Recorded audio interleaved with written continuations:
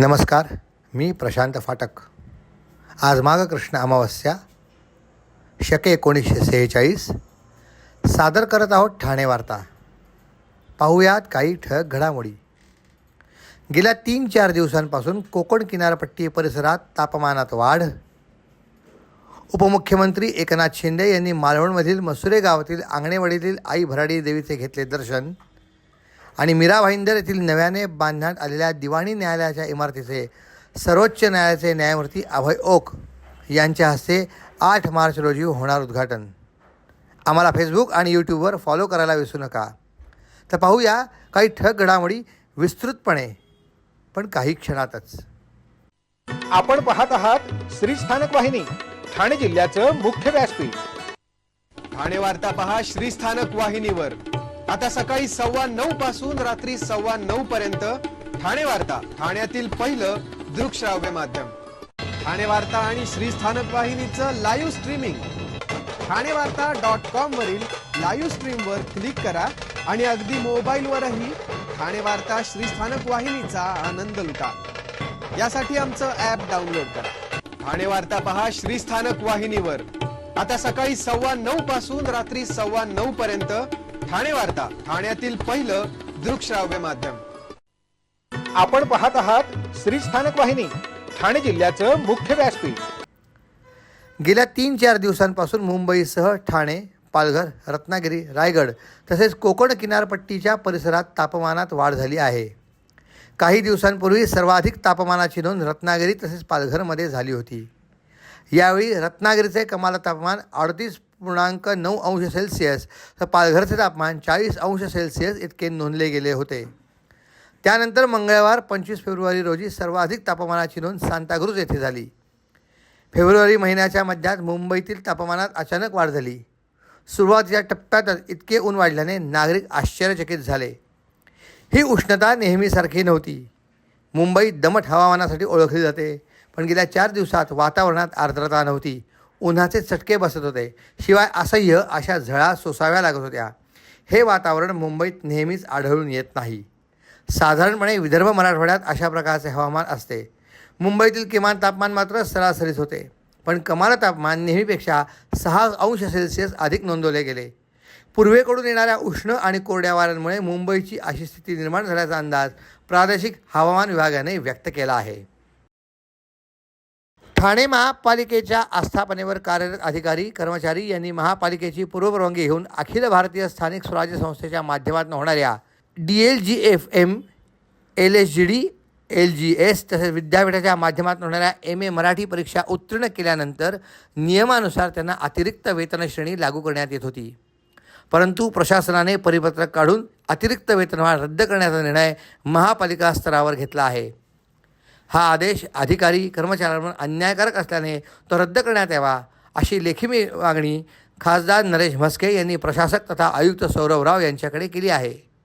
महापालिका अधिकारी कर्मचारी यांनी अखिल भारतीय स्थानिक स्वराज्य संस्थेच्या माध्यमातून होणाऱ्या DLGFM, LSGD, LGS, MA Marathi या परीक्षा उत्तीर्ण केल्यानंतर प्रोत्साहनपर अतिरिक्त वेतनवाढ लागू करण्यात येते. परंतु सद्यस्थितीत महापालिकेमध्ये 7वा वेतन आयोग लागू असून अतिरिक्त वेतनवाढ अधिकाऱ्यांना किंवा कर्मचाऱ्यांना देता येणार नाही असा निर्णय महापालिका प्रशासनाने घेतला आहे. या निर्णयामुळे जे अधिकारी कर्मचारी यांनी परीक्षा दिली आहे किंवा भविष्यात जे परीक्षा देणार आहेत त्यांच्यावर अन्याय होणार आहे असे खासदार म्हस्के यांनी या पत्रात नमूद केले आहे. DLGFM, LGS अभ्यासक्रम पूर्ण करतील त्या कर्मचाऱ्यांना वेतनवाढ देण्याबाबत यापूर्वीच शासनाचे निर्देश प्राप्त आहेत.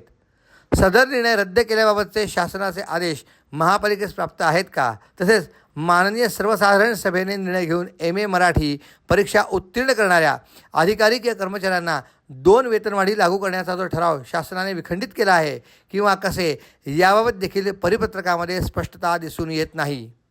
शासन हे वरिष्ठ प्राधिकरण आहे. तसेच महासभेने केलेला ठराव परस्पर रद्द करण्याचा अधिकारी मुख्य लेखापरीक्षक यांना कोणत्या तरतुदीनुसार प्राप्त झाला आणि त्यांनी सदरचा निर्णय घेतला आणि त्यांच्या निर्णय वेतनवाढी रद्द करण्याचा निर्णय प्रशासनाने घेतला, ही देखील अत्यंत गंभीर बाब असल्याचे देखील खासदार नरेश म्हस्के यांनी पत्रात नमूद केले आहे. मराठी भाषेला अभिजात भाषेचा दर्जा प्राप्त झाला आहे व शासनाच्या माध्यमातून मराठी भाषेचा प्रसार व प्रचार होण्यासाठी विविध उपक्रम राबविण्यात येत आहेत व मराठी भाषेचा वापर सर्रास व्हावा यासाठी मुख्यमंत्री उपमुख्यमंत्री देखील आग्रही आहेत. महापालिकेमध्ये संपूर्णतः मराठीत कारभार चालत असताना प्रशासनाने मराठी भाषेची गळचेपी करणे हे अशोभनीय आहे. या उलट काही दिवसांपूर्वी महापालिकेने मराठी भाषा पंधरवडा साजरा करून मराठी भाषेबद्दल जनजागृती केली आहे. असे असताना महापालिकेने ठोस कारण न देता महापालिकेच्या आस्थापनेवर कार्यरत असलेल्या अधिकारी किंवा कर्मचारी यांची वेतनवाढ रोखणे उचित नाही. प्रशासनाच्या या मनमानी कारभारामुळे मराठी भाषा दिनीच महापालिकेची नाहक बदनामी होत असल्याचे नमूद करत महापालिका स्तरावर प्रशासनाने काढलेले परिपत्रक रद्द करावे अशी मागणी खासदार नरेश म्हस्के यांनी आयुक्त सौरभ राव यांच्याकडे केली आहे. ठाण्यात रायतेश्वर महादेव मंदिरात महाशिवरात्री उत्सवाचे भव्य आयोजन करण्यात आले होते. रायतेश्वर सेवा मंडळ रघुनाथनगर यांच्या वतीने हा उत्सव मोठ्या भक्तिभावाने साजरा केला जात आहे. महाशिवरात्रीनिमित्त पहाटे 5 वाजता लघुरुद्र अभिषेक करून दिवसाची सुरुवात झाली. त्यानंतर दुपारी 12 वाजता दुपारची आरती, संध्याकाळी 5 वाजता भक्तिमय भजन, 7 वाजता महाआरती, 7:30 वाजता श्री खंडोबा देवाचे पूजन असा कार्यक्रम पार पडणार आहे. याशिवाय रात्री गोंधळ आणि जागर यांचेही आयोजन करण्यात आले होते. या कार्यक्रमात वसंत नागवेकर माजी नगरसेवक यांच्या मार्गदर्शनाखाली सदरचा उत्सव पार पडला. महाशिवरात्रीच्या निमित्ताने मंदिराला आकर्षक रोषणाई करण्यात आली होती. भाविकांसाठी उपवासाची खिचडी म्हणून प्रसाद ठेवला होता. भक्तिमय वातावरणात हा सोहळा पार पडला. मला त्यांच्या वकिली व्यवसायाबाबत काही बोलायचं नाही. ते BJPचे आहेत, सरकार BJPचे आहेत. यामुळे ज्या मंत्र्यांचं नाव घेतलं जातं आहे ते मंत्रिमंडळात मंत्री आहेत. अशा परिस्थितीमध्ये सरकारी वकील नेमणूक करणे कुठेतरी शंकेची पाल चुकचुकते असा संशय राष्ट्रवादीचे आमदार जितेंद्र आव्हाड यांनी केला आहे. लोकांना भीती राहिलेली नाही, पोलिसांची भीती नाही, कायद्याची भीती नाही ना नैतिकता. त्यामुळे होतच राहणार. बहुजन पोरांनी ठरवलं तर हा कोरटकर काय आणि हा सोलापूरकर काय हे रस्त्यावरनं फिरू शकणार नाही. आपण काहीच करू शकत नाही. ते रस्त्यावर फिरतात, आपल्या महाराजांबद्दल बोलतात. आपण शांत आहोत. खरं तर आम्ही शंड झालो असल्याचे जितेंद्र आव्हाड यांनी सांगितले. कोणते तो सांगलीकर, हा कोरटकर येतात, शिवाजी महाराजांवर बोलतात, महापुरुषांबद्दल बोलतात. आता हातावर हात घालून बसलेत. काही हिंमत नाही बोलण्याची. हे उघड्या तोंडाने फिरू कसे शकतात यांची थोबाडे रंगवली पाहिजेत. सोलापूरकर तो तुम्ही महापुरुषांबद्दल बोलता, काय बोलता? त्यांची लायकी आहे का? कोण तो नवीन आला आहे कोरटकर? तो कोणती गाडी वापरतो माहीत आहे आणि त्या गाडीची किंमत 6 कोटी असल्याचं जितेंद्र आव्हाड यांनी सांगितलं.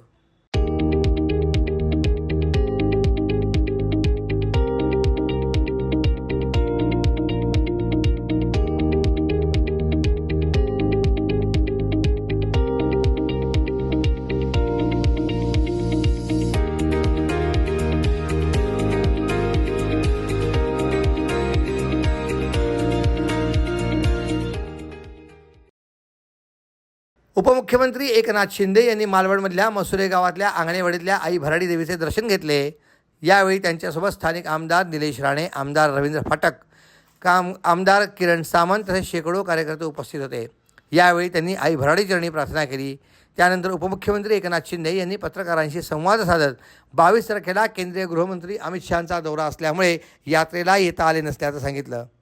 आई भराडीचे दर्शन होणार होतं ते आज झालं.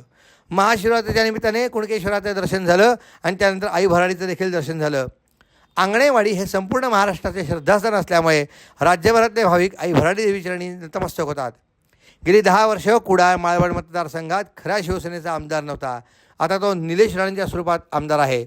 त्यामुळे त्यांना इथले स्थानिक प्रश्न माहिती असून आंगणेवाडीतल्या पाण्याचा आणि नेटवर्कचा प्रश्न आम्ही सोडवू. उत्तर प्रदेशचे मुख्यमंत्री योगी आदित्यनाथ यांनी महाकुंभ मेळ्यात आलेल्या करोडो लोकांची व्यवस्था केली. तशी आंगणेवाडी येणाऱ्या भाविकांची व्यवस्था केली जाते. लाडक्या बहिणीने, लाडक्या भावाने, लाडक्या शेतकऱ्यांनी आणि आई भराडीने भरभरून आशीर्वाद दिल्यामुळे महाराष्ट्रात पुन्हा महायुतीचे सरकार आल्याचेही उपमुख्यमंत्री एकनाथ शिंदे यांनी सांगितलं. आई भराडी देवीच्या आशीर्वादामुळे हे यश महाराष्ट्रात महायुतीला मिळालं. आत्तापर्यंतच्या महाराष्ट्र इतिहासात महायुतीचे 232 आमदार केव्हाच निवडून आले नव्हते. त्यामुळे आता आमची जबाबदारी देखील आणि वाढली आहे. कोकणात देखील आम्ही सागरी महामार्ग करतो आहे. पुणे मुंबई किंवा नागपूर मुंबई एक्सप्रेस हायवे हा केला तर मुंबई सिंधुदुर्ग एक्सप्रेस हायवे देखील करणार. त्यामुळे पर्यटनाला चालना मिळेल, उद्योग व्यवसाय येतील. इथल्या स्थानिकांना मुंबईसारख्या शहरात नोकरीला जायला लागू नये याकरता आम्ही इथेच रोजगार व्यवस्था उपलब्ध करणार. त्यामुळे कोकणातला बॅकलॉग येणाऱ्या काळात भरून काढला जाईल. कोकणात पावसाळ्यात पडणारा मुसळधार पाऊस ज्याचं पाणी समुद्रात जातं ते अडवून छोटी छोटी धरण बांधण्याचा प्रस्ताव सरकारकडे आहे. त्याचंही काम युद्धपातळीवर सुरू आहे. महायुतीला कोकणाने सर्वत्र भरभरून यश दिले, असे मत यावेळी उपमुख्यमंत्री एकनाथ शिंदे यांनी व्यक्त केले. ठाकरे गटाचे माजी जिल्हाप्रमुख संजय पडते यांचा एकनाथ शिंदे यांच्या उपस्थितीमध्ये आज शिवसेनेत प्रवेश झाला. त्यामुळे ठाकरे गटाला आणखीन एक मोठा धक्का बसला आहे. उद्धव बाळासाहेब ठाकरे गटाचे माजी जिल्हाप्रमुख संजय पडते यांनी उपमुख्यमंत्री एकनाथ शिंदे यांच्या उपस्थितीत मालवणमध्ये शिवसेनेत प्रवेश केला. यावेळी शिवसेनेचे इतर पदाधिकारी आणि कार्यकर्ते मोठ्या संख्येने उपस्थित होते. मराठी भाषा दिन आमच्याकरता केवळ दिवस नसून आमच्यासाठी सणासारखा असल्याचं मनसे नेते अविनाश जाधव यांनी सांगितले.